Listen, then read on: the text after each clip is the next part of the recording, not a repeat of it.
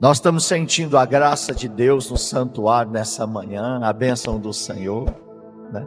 Nesse momento tão importante, tão solene, graças a Deus. Eu quero convidar você a abrir sua Bíblia em Mateus capítulo 25, Evangelho de Mateus capítulo 25. Nós vamos ler do versículo 14 até o versículo 30. É uma parábola. Preste atenção nessa parábola. Podem ficar sentados mesmo. Podem assentados mesmo.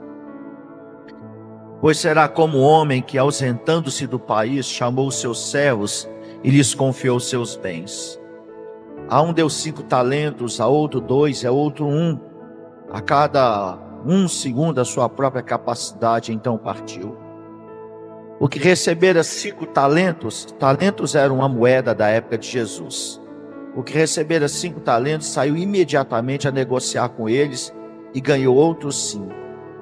Do mesmo modo, o que recebera 2 ganhou outros 2. Mas o que recebera 1, saindo, abriu na cova e escondeu o dinheiro do seu senhor. Depois de muito tempo, voltou o senhor daqueles servos e ajustou conta com eles. Então, aproximando-se, que recebera 5 talentos, entregou outros 5, dizendo: Senhor, confiaste-me 5 talentos. Eis aqui outros 5 talentos que granjeei. Disse o Senhor: muito bem, servo bom e fiel. Pois fiel no pouco, sobre o muito te colocarei. Entra no gozo do seu Senhor. E aproximando-se também o que recebera 2 talentos, disse: Senhor, 2 talentos me confiaste. Aqui tem outros 2 que ganhei. Disse-lhe o Senhor: muito bem, servo bom e fiel. Pois fiel no pouco, sobre o muito te colocarei. Entra no gozo do seu Senhor. Chegando por fim o que recebera 1 talento, disse: Senhor, sabendo que és homem severo, que ceifas onde não semeaste e ajunta onde não espalhaste, receoso escondi na terra o teu talento. Aqui tens o que é teu. Respondeu-lhe, porém, o Senhor: servo mau e negligente, sabias que ceifo onde não semeei e ajunto onde não espalhei? Cumpria, portanto, que entregasse o meu dinheiro aos banqueiros, e eu, ao voltar, receberia com juros o que é meu. Tirai-lhe, pois, o talento e dai ao que tem 10. Porque a todo o que tem se lhe dará, e terá em abundância. Mas o que não tem, até o que tem lhe será tirado. E o servo inútil, lançai-o para fora nas trevas. Ali verá choro e ranger de dentes. Que Deus abençoe a sua palavra. Meus irmãos, Deus nos criou com a capacidade de nós nos desenvolvermos. Isso acontece em todas as áreas da nossa vida. Quando você nasce, você não nasce com a sabedoria que você ganha no percurso da vida. Mesmo quando você é jovem, você tem algo a aprender. Até mesmo quando você é idoso, você tem algo a experimentar. Então a vida é um constante desenvolvimento. A vida é um constante multiplicar. Isso vale em todas as áreas. Na área profissional, por exemplo, uma boa empresa, ela requer dos seus funcionários que eles se desenvolvam, que eles mostrem serviço. Alguns chegam aí além dos limites daquela obrigação que foi conferida. Isso se aplica na área dos estudos, na área da pessoal, e eu quero me ater hoje na área familiar. Na área familiar, que é hoje a célula mais importante de uma sociedade. Porque é nessa célula que somos introduzidos na vida. Nós não crescemos e ficamos a dispor de uma empresa, de uma instituição governamental, de uma sociedade. Nós crescemos, nós ficamos à disposição de uma família. Não é assim? os nossos primeiros passos. Dizem que a personalidade se forma na criança entre 4 a 6 anos de idade. Então nós temos a tarefa de desenvolver, de multiplicar. Eu quero falar nessa manhã sobre o dever nosso de sermos multiplicadores, de desenvolvermos. Aqui nessa história, um determinado fazendeiro precisou de fazer uma viagem muito longa. E ele pegou o seu dinheiro, chamado talento, e distribuiu entre 3 dos seus servos e disse: olha, vocês administrem.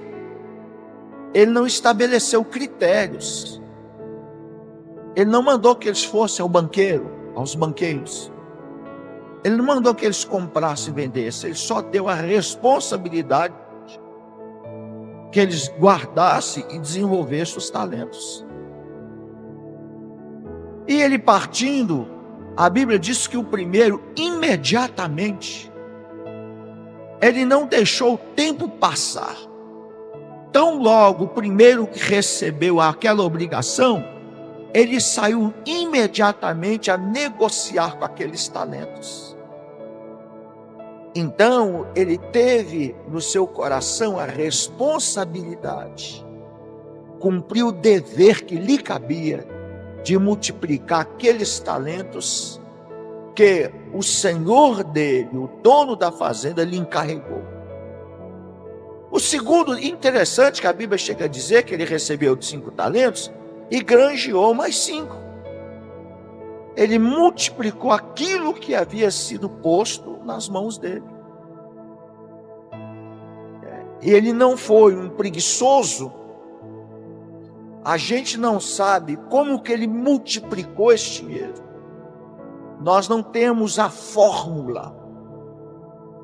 Nós não temos a fórmula. Se ele comprou, se ele vendeu, se ele emprestou, se ele agiu. Uma espécie de negociante, a gente não tem, mas sei que ele multiplicou. O segundo também, da mesma forma, recebeu os 2 talentos, que era aproximadamente um talento, cerca de 30 quilos de prata, que valia naquela ocasião, portanto, uma quantia considerável. E ele granjeou mais 2 talentos. Dever cumprido, responsabilidade abraçada, ok, tudo bem. Mas o que recebeu um talento, ele pegou o dinheiro e escondeu, ele não roubou o dinheiro, mas ele escondeu na terra. E a inflação, evidentemente, foi solapando o valor daquele dinheiro. Quando o homem retornou, quis ajustar contas. O que recebeu 5, granjeou mais 5. O senhor deles disse: foste fiel no pouco, sobre o muito eu te colocarei. Fez promessas futuras para ele. Você foi fiel no pouquinho que eu lhe dei, que eu lhe confiei. Entra no gozo, participa da alegria do seu Senhor. E eu prometo que vou te colocar sobre muito. Então, na perspectiva daquele rapaz, daquele moço, ele teria uma posição maior, melhor, avançaria. E o que recebeu 2 talentos, da mesma forma, granjeou mais 2, recebeu a palavra de elogio. Entra no gozo do seu Senhor, e foste fiel no pouco, sobre o muito te colocarei. Chegando aquele para ajustar contas com ele, aquele: olha, eu sei que o Senhor colhe onde o Senhor não planta. E escondi o teu talento, toma aqui o que é teu. O fazendeiro disse para ele: se você sabia que eu colho onde eu não planto, você devia pelo menos ter dado o meu dinheiro aos banqueiros, e eu receberia com juros. Aquele homem deu a ordem: tire dele o pouco que ele tem e dê o que tem muito, pois o pouco que ele tem lhe será tirado. E de lampejo, o último versículo diz: lançai esse servo no fogo.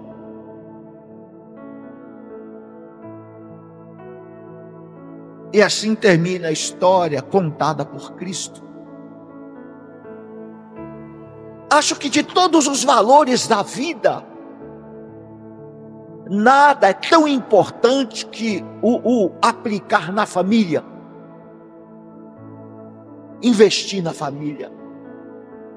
Se nós temos pessoas bem dirigidas, formadas, orientadas da família, por certo, as áreas da vida, do emprego, da faculdade, do entretenimento, nós teremos boas pessoas também.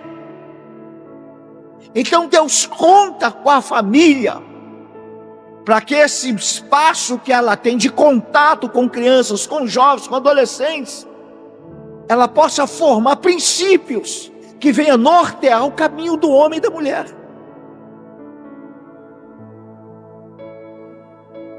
Então nós temos que no casamento ou na família sermos multiplicadores também. Quando Deus me entregou a minha esposa, colocou uma mulher na minha vida, não foi só para que eu dissesse que eu era casado, porque eu tivesse filhos, etc. Mas que eu produzisse alguma coisa na vida dela. Que eu multiplicasse alguns valores. Eu estou tomando a minha vida como referência, mas quero me referir à sua também. Então o matrimônio é uma aplicação no sentido moral e espiritual. Triste aqueles que se comportam como esse último homem. Cumpri minha obrigação como marido, cumpri minha obrigação como esposa, botei comida dentro de casa, já fiz comida e tal, etc. Cumpri e não tenho mais nada a fazer. Não, isso é enterrar talentos. Nós temos que trabalhar para que a pessoa melhore conosco mais do que ela era quando sozinha, quando solteiro, quando solteira. Por isso, às vezes, existe, irmãos, um desgaste na área da família, em função de pessoas que não aplicam, que não desenvolvem. Às vezes o lar é um pé de guerra, a pessoa sai da família, sai às vezes da sociedade para viver uma vida junto, de repente aquela pessoa ferida, machucada, angustiada. Por isso que acontece muitas separações. Aquilo que deveria ser bom, produtivo, belo, trabalhado, às vezes passa a ser fenômeno de ferida, de ultraje, de trauma. Por isso Jesus veio ao mundo. Ele disse: eu vim para que vocês tenham vida e a tenham abundância. Ele veio investir numa sociedade cadente, humanos problemáticos, mas ele se uniu a nós em família. Então nós temos que produzir no outro algo de melhor do que quando a nós veio. Eu sinto na obrigação de fazer com meu filho, com a minha esposa, que eles sejam melhores do que se estivessem sem a minha presença. Então nós temos que contar na vida com essa somatória, com essa multiplicação. É bom quando você pega uma pessoa, você estabelece um matrimônio, uma união, e aquela pessoa se torna uma pessoa mais realizada, casada, mais realizada em família. Eu estou vendo hoje uma desconstrução de família tremenda. Pessoas que não conversam com o irmão, com a irmã, às vezes aquela má relação, são desconstruções que não avançam, são talentos enterrados, dos quais prestaremos conta. Nós aqui nesse mundo estamos como qualidades não de reis, nós estamos na qualidade de servos. Tudo que Deus entrega em nossas mãos, nós devemos de cuidar e cuidar bem. Você cuida da sua saúde, você cuida da sua vida, você cuida do seu marido, você cuida da sua esposa. Cuidar e cuidar bem. Só que nós estamos vivendo num mundo também que está empurrando goela abaixo de nós só direitos. Aí eu tenho um direito disso, eu tenho um direito, só direito. Mas a gente não se atenta pelos deveres, as obrigações que nós temos. Meus irmãos, quando une duas vidas, sabe-se lá que passado tiveram. Que passado tiveram. Já fiz muitos casamentos, e às vezes eu fico olhando para a moça, para o rapaz, pensando como foi o passado dessa moça, e agora, essa perspectiva dela, de ter uma vida de êxito, uma vida feliz, abençoada, são perspectivas boas, isso é de Deus, isso é bom, isso é real, tem que ser assim. O filho que você tem, a filha, não lhe pertence. Você tem a quem dar satisfação. Nós temos a quem dar satisfação.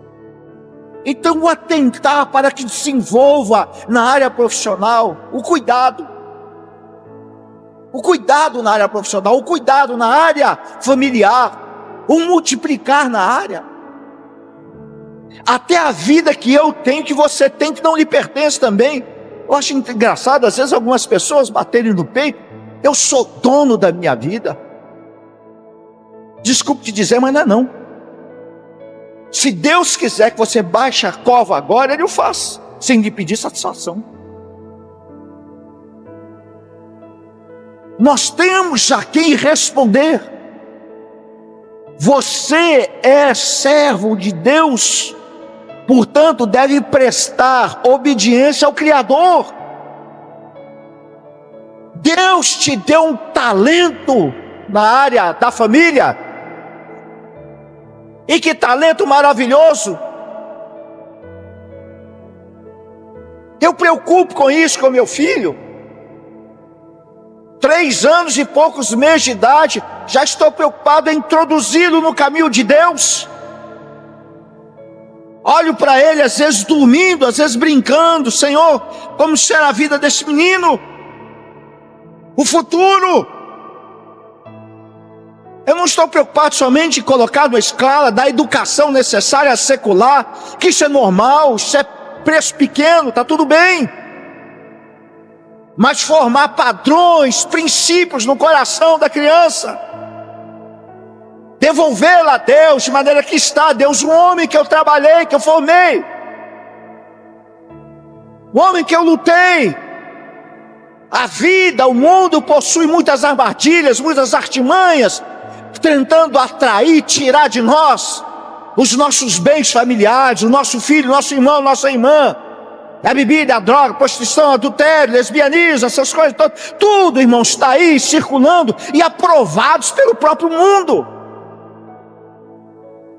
Nós temos que lutar para que os nossos filhos, as nossas filhas, caminhem nos preceitos do Senhor.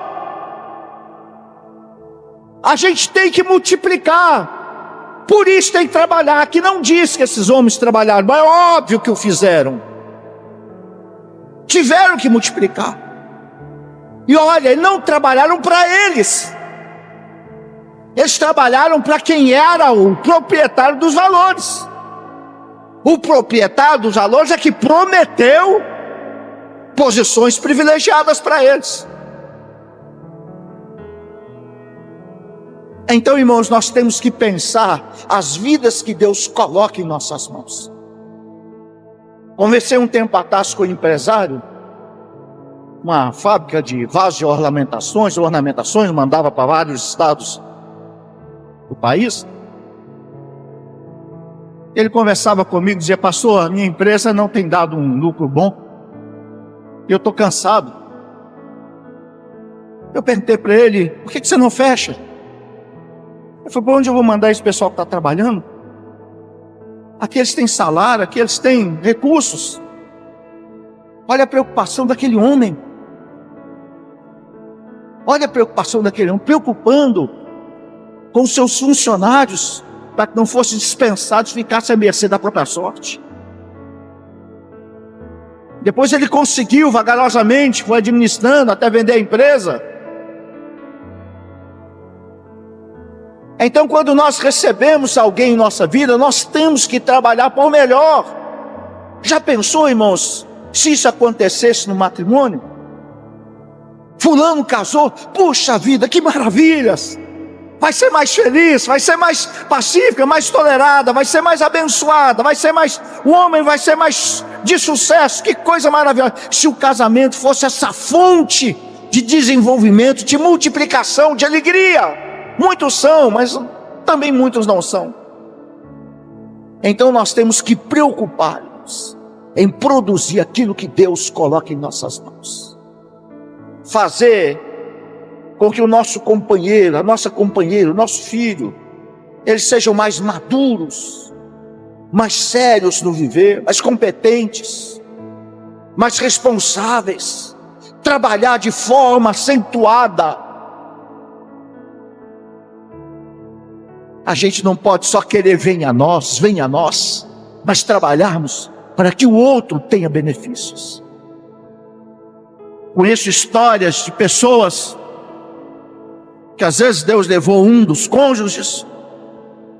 Conheço histórias de pessoas dizendo: sinto falta do meu companheiro, sinto falta da minha companheira.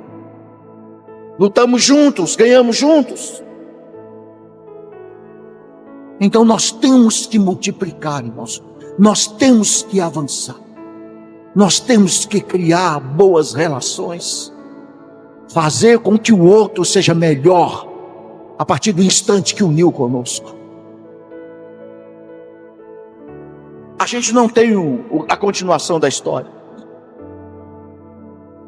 O final da história é que Deus, o fazendeiro, mandou aquele homem para as trevas, porque ele foi sujo, deselegante, desonesto, infiel. Mas possivelmente os dois que trabalharam foram prestigiados e honrados em postos mais galgados, mais destacados, mais em eminência. Então nós vamos trabalhar por isso. Para terminar minha palavra, eu gostaria que você e eu, ao terminar a jornada na nossa vida, entregássemos as nossas alianças a Deus. Aqui está, Deus, a minha aliança. Brilha tanto hoje quanto no início que eu a coloquei no meu dedo. Fruto da minha fidelidade e lealdade. Não se quebra alianças diante do Criador. Aqui está a minha família que o Senhor me deu. Cumpri o meu papel de pai, cumpri o meu papel de gestor, cumpri o meu papel de amor, cumpri o meu papel de marido, de esposa, cumpri o meu papel. Graças a Deus, graças ao teu nome, estou aqui para entregar o que o Senhor me concedeu.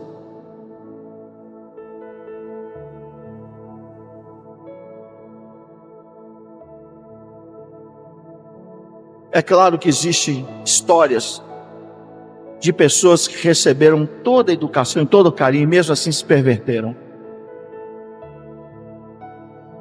Quanto a isso eu não digo nada. São mistérios da vida e mistérios de personalidade humana. Que Deus tenha todos eles e os ajude.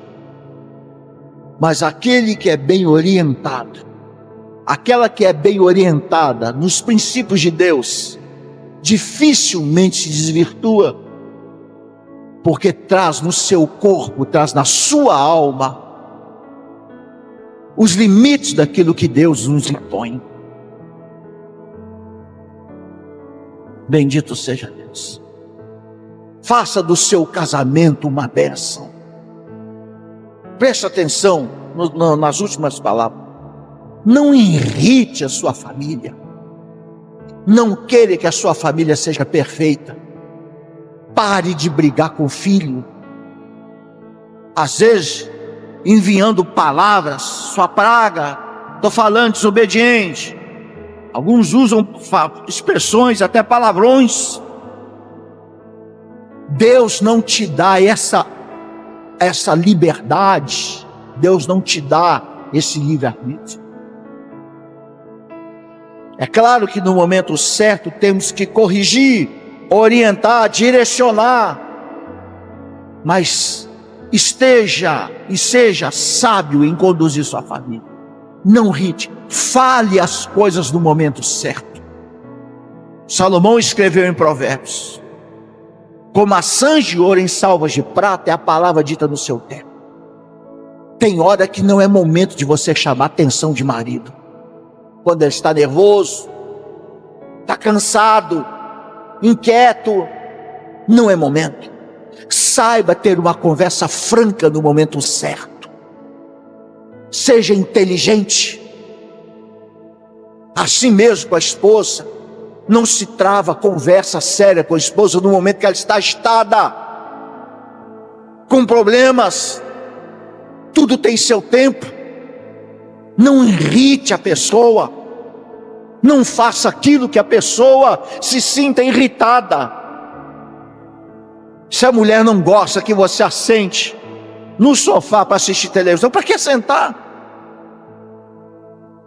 Se o marido não quer que você encoste no carro, para que encostar?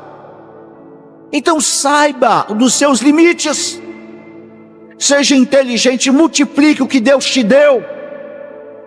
Multiplique bem, Deus vai te abençoar. E finalizando a minha conversa, saiba trabalhar na vida espiritual. O que adianta você ter tudo na vida e não tiver uma boa relação com Deus? Quem te garante que a sua alma estará bem no amanhã, após a morte? Quem te garante que você vai estar num lugar de descanso sossegado? Quem te garante que você vai ter um lugar de paz? Quem te garante? Irmãos, só a palavra do Eterno. Firme as suas estacas da presença de Deus. Sirva ao Senhor. Nunca pensa, eu mando, eu sou, eu que mando. Não, deixe Deus trabalhar, ser prioridade. E o Senhor abençoará a vida de vocês. Deus abençoe a sua vida, abençoe o seu coração e multiplique o que Deus tem colocado em sua vida, em nome de Jesus. Amém? Graças a Deus.